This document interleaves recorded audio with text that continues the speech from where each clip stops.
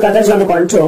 গ্রাম ও শহরের মেলবন্ধন। ভাঙড় বিজয়গঞ্জ বাজারে যখন দেখেছিলাম যে মানুষের স্রোত ঢল, তখনই আমার খুব ভালো লেগেছিল যে ভাঙড় জগছড়া নেতাকে তৈরি করেনি, ভাঙড় ওই নোটোরিয়াস ক্রিমিনালকে নয়, ভাঙড়ের জায়গা হচ্ছে কাদের জায়গা? আইএসএফ এর জায়গা, এবং যারা শান্তিপূর্ণ রাজনীতি করতে চায়। আজকে আমি একটা মেইনস্ট্রিম মিডিয়াতে আজকে আমার সাক্ষাৎকার ছিল, সেখানে কোশ্চেন করতে করতে আমাকে বললো ভাঙড়কে কি ভালো করা যায় না? আমি বললাম ভাঙড়কে যদি ভালো করতে চাই মমতা ব্যানার্জি দায়িত্ব নেবে কি? অভিষেক ব্যানার্জি যদি দায়িত্ব নেয় ভালো হয়ে যাবে, কিন্তু ওরা দায়িত্ব নিতে চায় না। ওই জন্য নোটোরিয়াস ক্রিমিনালকে ভাঙড়ের অবজারভার করে ভাঙড়ে অশান্তি করার চেষ্টা করে। তবে একটা কথা, রাতের অন্ধকারে পুলিশকে দিয়ে আমাদের ছেলেরা যেটা উঠা বসা করে মাচা ভাঙছে, আমাদের ছেলেদের উপরে আক্রমণ করলো বেওদাতে, আমাদের ছেলেদেরকে ডিস্টার্ব করছে যে পুলিশ প্রশাসনের লোকেরা। আমি সম্মান জানিয়ে বলছি, আর বেশি দিন বাকি নাই শওকত মোল্লার বাইরের ভাত খাওয়া, জেলের ভাত খুব তাড়াতাড়ি খাচ্ছে। চাটুকারিতা বন্ধ করুন, এই চাটুকারিতাটা বন্ধ করুন। আমি অনুরোধ করছি, আপনাদের কাছ থেকে অনেক আশা করেছিলাম। যখন চারিদিকে বলছিল ক্যালকাটা পুলিশ হবে, ক্যালকাটা পুলিশ হবে, আমি বলেছিলাম অবশ্যই হওয়া দরকার, কিন্তু এই ক্যালকাটা পুলিশ দেখছি লোকের বাইরে গিয়ে তোলা তুলছে, এটা তো ক্যালকাটা পুলিশের পরিচয় নয়। তারপরে আবার ভাবলাম ও 10 চক্রে ভগবান ভূত, কথায় আছে ও লোহাও কিন্তু পানিতে ভাসে, কাঠের পাল্লায় পড়ে। ও শওকত মোল্লার সাথে এত গা ঘেঁষাঘেঁষি করছে, বেটা তোলাবাজ হয়ে যাচ্ছে। বন্ধুগণ, একটা এমপির কাজ কি, একটা এমএলএ এর কাজ কি? আমরা বলেছি আপনারা আমাকে এমপি করে আইনসভার মধ্যে পাঠিয়েছেন। আমি চ্যালেঞ্জ করে বলছি, ক্যামেরার মাধ্যমে বলছি, পশ্চিমবাংলায় 293টা এমএলএ তাদের নির্বাচনী ক্ষেত্রে যা চাওয়া পাওয়া, অভাব অভিযোগ যতটা না পার্লামেন্টে দেশের রাজ্যের আইনসভায় বলেছে, আপনাদের বিধায়ক নওশাদ সিদ্দিকী তাদের কয়েক বেশি গুণ আপনাদের সমস্যার কথা আইনসভায় তুলেছে। কিন্তু আমার কাছে তো দায়িত্ব নাই আমি সমাধান করে দিতে পারবো। আমি বিরোধী দলের বিধায়ক, আমি ওখানে গিয়ে এই সোনপুরের সবজি মার্কেটের কথা, এখানকার রাস্তাঘাটের কথা, এখানে নতুন বাস রুট দিতে হবে, এখানে আপনার হিমঘর দিতে হবে, কলেজ একটা আছে আর একটা কলেজ দিতে হবে, স্কুল কম আছে স্কুল বাড়াতে হবে, স্কুলে যে বাচ্চারা আছে তার টিচার কম সেটা দিতে হবে। ভাঙড়ের ছেলেরা স্পোর্টসে অনেক এগিয়ে আছে, স্পোর্টস কমপ্লেক্স দিতে হবে। ভাঙড় বিধানসভায় 5টা লাইব্রেরি বন্ধ আছে, সেই লাইব্রেরিগুলোকে খুলে মানুষের পরিষেবা দিতে হবে। এই ভাঙড় 1 নম্বর ব্লকে মাইনরিটি ডিপার্টমেন্ট থেকে হোস্টেল নির্মাণের জন্য যেটা তৈরি হয়ে পড়ে আছে, সেটা মাইনরিটি মুসলমান ছেলে মেয়েদের জন্য সেটা খুলে দিতে হবে। এক কথায় এখানকার মানুষের আর্থসামাজিক যে চাহিদাগুলো আছে সমস্ত বিষয়গুলো, সেই কাঠের ব্রিজের পরিবর্তে কংক্রিটের ব্রিজ নির্মাণ থেকে শুরু করে খাল সংস্কার থেকে শুরু করে সমস্ত বিষয়গুলো আমি রাজ্যের আইনসভার মধ্যে তুলেছি। অপদার্থ শওকত মোল্লাদের সরকারেরা কর্ণপাত করেনি। এটা কিন্তু আমার দোষ নয়, দোষটা ওদের। আমি সমস্ত বিষয় এখানে শুনিয়ে দিয়েছি যে আমাকে ভাঙড়ের মানুষ, লক্ষাধিক মানুষ ভোট দিয়ে তাদের প্রতিনিধি করে তাদের অভাব অভিযোগটা আইনসভার মধ্যে বলতে বলেছে। আমি গিয়ে সেখানে বলে দিয়েছি। কাজটা কি হবে? মুখ্যমন্ত্রীর কাজ হবে, মন্ত্রীদের কাজ হবে অভাব অভিযোগটা শুনে সেটাকে সমাধান করা। কিন্তু অপদার্থ হিংসা পরায়ণেরা এরা আমাদের ডাকে সাড়া দেয়নি। ভাঙড়ের স্বাস্থ্য কেন্দ্র থেকে শুরু করে, স্বাস্থ্য কেন্দ্রের কথা বলছিল, ভাঙড়ের বিএলআর অফিসে যে শওকত মোল্লাদের কিছু চেলা ছেড়ে রেখে আপনার জমি আপনার নামে রেকর্ড কাটিয়ে কারো নামে রেকর্ড করে বিক্রি করে দিচ্ছে, এরও বিরোধিতা রাজ্যের আইনসভার মধ্যে আমি করেছি। আপনাদের জনপ্রতিনিধি, আমার কাজটা হচ্ছে এটা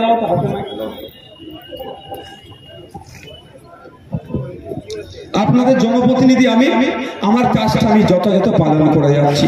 ভাঙড়ের কৃষকরা সংখ্যাগরিষ্ঠ মানুষ আছেন, এই কৃষকদের মাসি গায়ে গড় যাতে বাড়ে তার হয়ে সওয়াল আমি বিধানসভার মধ্যে করেছি। আসল ব্যাপারটা কি জানেন? এই শওকত মোল্লাদের এত রাগ কেন আমার উপরে? শওকত মোল্লাদের মন্ত্রীদেরকে যে প্রশ্নগুলো করি ওরা উত্তর দিতে পারে না আইএসএফের এক ভাঙড়ের বিধায়কের, সেই জন্য রাগ আমার উপরে।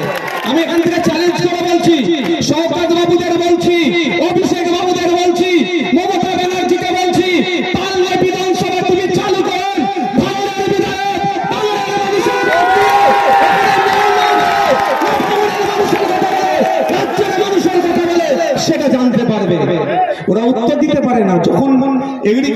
মিনিস্টারকে প্রশ্ন করি যে কত টাকা মাস গেলে ভাঙড়ের কৃষকদের ইনকাম হচ্ছে তার তথ্যটা দিন তো।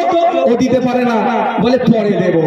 আমি প্রশ্ন করেছিলাম লেবার মিনিস্টারকে, এই যে আমাদের লেদার কমপ্লেক্সে কতজন কাজ করছে তার তথ্যটা দিন তো। ওই মন্ত্রী বলছে আমার জানা নাই। তখন আমি বিধানসভায় প্রশ্ন করেছি স্পিকার স্যারের মাধ্যমে, স্যার আপনি বলুন কাকে জিজ্ঞাসা করলে জানা যাবে। উনি মন্ত্রী, লেবারদের মন্ত্রী, উনি শ্রমমন্ত্রী, উনার কাছ থেকে জানছি, উনি বলছে আমি জানা নাই। যখন আমি এটা বলছি তাহলে কাকে জিজ্ঞাসা করলে জানা যাবে, ওই শওকত মোল্লাদের দলের বিধায়ক থেকে শুরু করে আর শুভেন্দু অধিকারীদের দলের বিধায়ক সবাই হো হো করে উঠেছে। তো আমার কথাই এক সুচবাদীকে ভাই যে আপনারা আইনসভার মধ্যে পাঠিয়েছেন, ওরা পেরে উঠতে পারছে না, ওই জন্য শওকত মোল্লারা পুলিশ গুন্ডা মোস্তানের সহযোগিতা নিয়ে আমাদেরকে দমিয়ে দেওয়ার চেষ্টা করছে। ভাঙড়ের মাটি অত সহজ নয়, ভাঙড়ের মানুষ, ভাঙড় বাংলাকে পথ দেখায়, তাই ভাঙড় থেকে অত সহজে তাদের ভালোবাসার মানুষদেরকে মিটিয়ে দেওয়া যায় না। বন্ধু এখন লোকসভা নির্বাচন, লোকসভা নির্বাচনে আগে হয়তো আমার নামে অনেকে অনেক কিছু বলতে পারে। কি বলতে পারে? 5 বছরের বিধায়ক কি করেছে শুনুন, আপনাদেরকে বলি, বুক ঠুকে বলবেন একটা কথা, যে আমাদের বিধায়ক বারবার বলে যা করে তার ডকুমেন্টস রাখে, কোনো উল্টো পাল্টা কাজ করি না। ভাঙড়ের আমার এমপি ল্যাডের থেকে উন্নয়নের জন্য যেগুলো আমি করতে চেয়েছি, কোথায় মন্দিরের সামনে লাইট দরকার, শ্মশানে তাদের দাহ করার পরে তাদের স্নান করার সময় যে ঘাটের প্রয়োজন আছে তার কথা বলেছি, কোথায় মসজিদে যাওয়ার জন্য লাইটের প্রয়োজন আছে, তাদের পানীয় জলের সমস্যা আছে, সমস্ত বিষয়গুলো কিন্তু আমার হাতে তার টাকা আসে না, আমি নোট করে ডিস্ট্রিক্টে পাঠিয়েছি।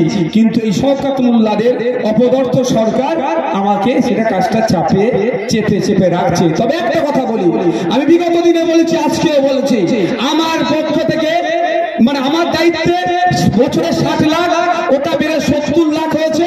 যে 5 বছরে যে টাকা বরাদ্দ হবে, আমি আপনাদের বলি, যদি সরকার আটকে রাখে, আমি মানুষের কাছ থেকে ভিক্ষা করে নিয়ে এসে এই 3 কোটি 3.5 কোটি টাকা ভাঙড়ের মানুষের জন্য খরচ করব। 1 নম্বর। আর 2 নম্বর কথা, আমার ভাগের টাকা আমি কি করে বার করতে হয় আমি ভালো করেই জানি। 5 টাকার পেনের খোঁচাতে আরাবুল সাহেব এখন জেলের ভাত খাচ্ছে, আগামী দিনে সরকার সাহেব জেলের ভাত খাওয়াবে। তো আমার নামে যে টাকা বরাদ্দ করা হয়েছে, অর্থাৎ ভাঙড়বাসীর উন্নয়নের জন্য সেটাকে আমি বুঝিয়ে দেবো। তবে একটা কথা আপনাদের বলে যাই, আপনারা দায়িত্ব নেবেন, আপনাদেরকে দায়িত্ব নিতে হবে যে আমার 5 বছর শেষ হওয়ার সাথে সাথে 5 বছরে এই টাকাটা কোথায় কিভাবে খরচ করেছি, কোথায় কত টাকা খরচ করেছি, এবং এই 5 বছরে একজন এমএলএ হিসাবে কি পারফরমেন্স করেছি, আপনাদের জন্য কটা কটা বিধানসভায় বলেছি, কৃষকদের জন্য কটা কথা বিধানসভায় বলেছি, হিমঘরের জন্য কি কি দাবি তুলেছি, ভাঙড়ের স্পোর্টস কমপ্লেক্সের জন্য কি কথা বলেছি, ভাঙড়ের হোস্টেলের জন্য কি কথা বলেছি, ভাঙড়ের কলেজের জন্য কি কথা বলেছি, সমস্তটাই আমি কাগজে ভরে খামের মাধ্যমে আরাবুল সাহেবের বাড়ি থেকে শুরু করে টাইচাক সাহেবের বাড়ি পর্যন্ত পৌঁছে দেবো, সমস্ত ভোটারদের বাড়ি আমি পৌঁছে দেবো, খামে ভরবো, আর 5 বছরের পারফরমেন্স কি আমার সেটা ওখানে জানিয়ে দেবো। ব্যাপারটা হচ্ছে এখন লোকসভা নির্বাচন, আমরা যাকে 2019-এ লোকসভায় পাঠিয়েছিলাম এই আমাদের সুখ দুঃখের কথা বলার জন্য, যখন সিএ এর বিরুদ্ধে বিল পাস হচ্ছিল তার বিরোধিতা করার জন্য, কিন্তু দুঃখের বিষয় আমরা যাকে লোকসভায় পাঠালাম আমাদের কথা বলেনি।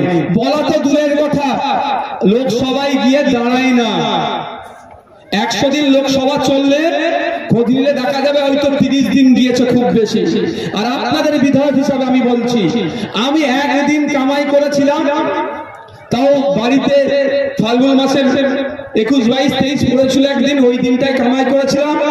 আর আমাকে এই অবৈধ সরকার, অবৈধভাবে এই সরকার যতদিন আটকে রেখেছিল, সেই সময় বাজেট সেশনে আমি শুধু কামাই করেছিলাম।